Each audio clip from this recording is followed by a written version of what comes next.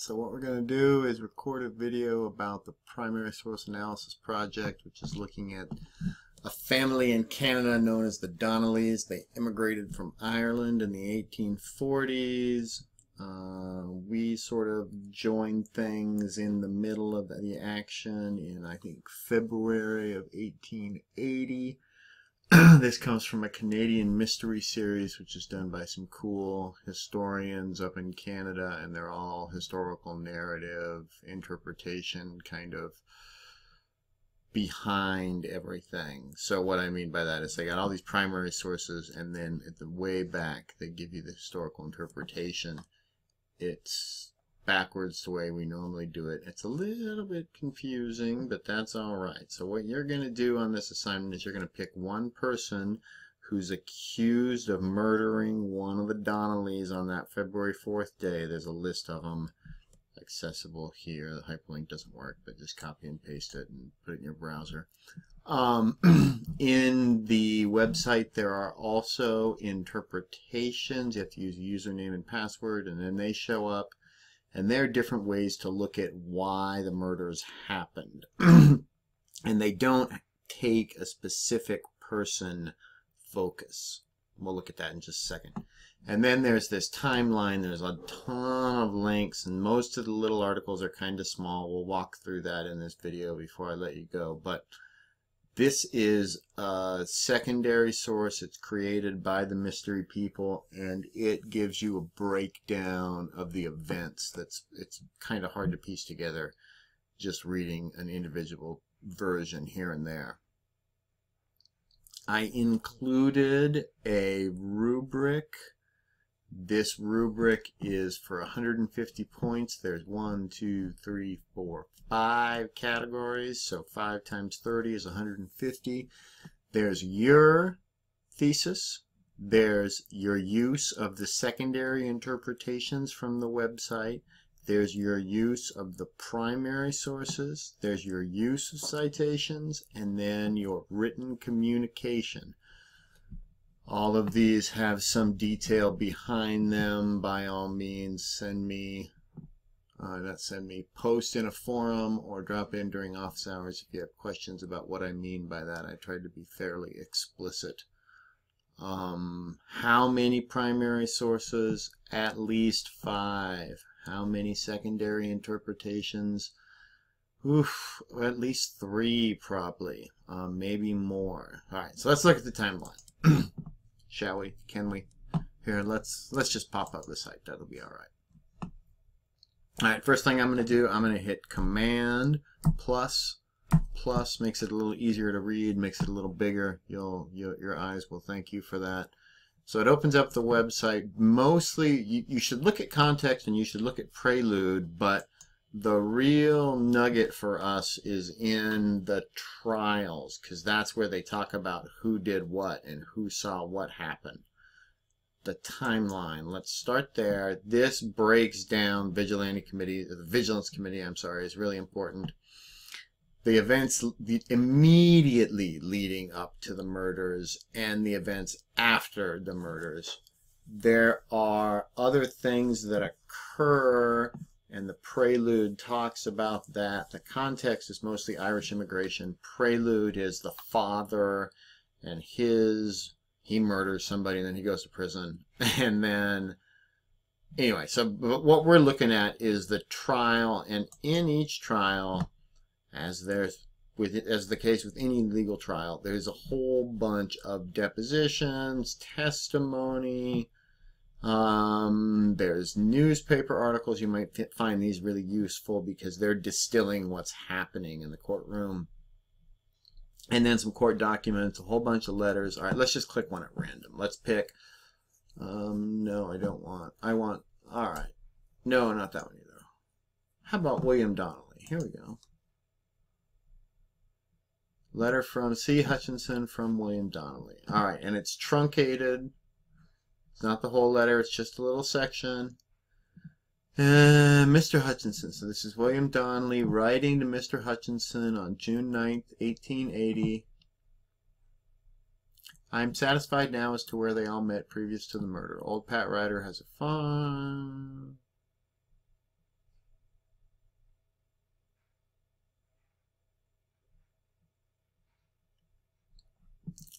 All right, so here's a little bit about motive.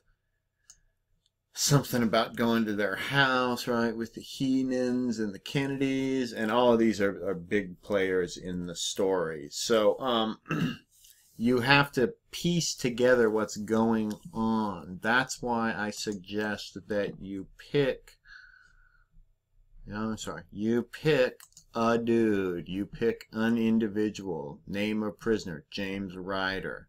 I don't know why they have this one image, but they do. So this is all about James Ryder. Forget James Carroll. I don't know why we have that image. Like I said. Oh, wait. It says. Here, hold on. It'll tell us. This drawing originally appeared. Nice. All right. He's a farmer. 22. Catholic. Murder. All right. Ooh, he's been committed before. Patrick Ryder, white, Catholic, murder. Whoops. John Darcy, white, Catholic, murder. James Carroll, white, Catholic, murder. I think you're getting the idea here, right? White, Catholic, murder. White Catholic murder. They're different places of birth, by the way. I don't know if you're catching that and how I'm going through here pretty quick. Canada Catholic murder, Catholic, Catholic, Catholic. So they're all Catholic. We could be onto something there. So pick one of these individuals. Kennedys show up in there, and then try and explain why they did what they did. And here you're going to want to look at the interpretations of other historians. So there's interpretations. First time you click in, you're going to have to enter that password, but after that you don't have to. So let's look at let's look at this one.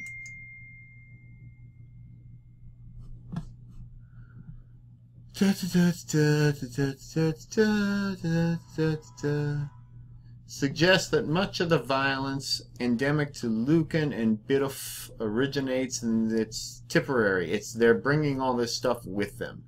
On the other side of the street, this guy, Norman Feltes, however he pronounces his name, says that it's not from Tipperary. It is the relationship there in the lands that they found. And then, of course, this historian says, well, it's kind of a little bit of both. But gender is really important because these guys are macho. They're violent, macho idiots, right? So, okay. There's a bunch of interpretations. You need to look at those. Think about which ones make the most sense to you. Some of them are going to be kind of in agreement. Some of them are going to be not necessarily in agreement, but they're the stuff, they're the context, they're the narrative in which you'll fit the primary sources that tell you. Let's see if we can find, well, here's Fihili, whatever he is.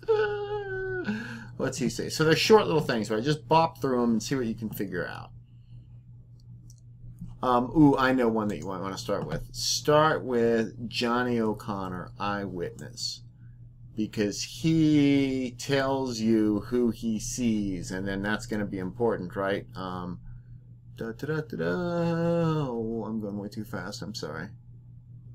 Mr. Whelan. Oh, come on now. James Carroll. There it is. Thomas Ryder and John Purtell. So anyway, you need to pick someone who is charged with murder.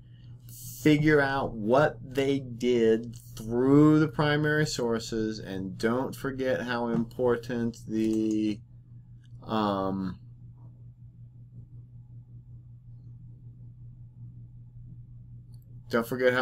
newspapers are in all of this.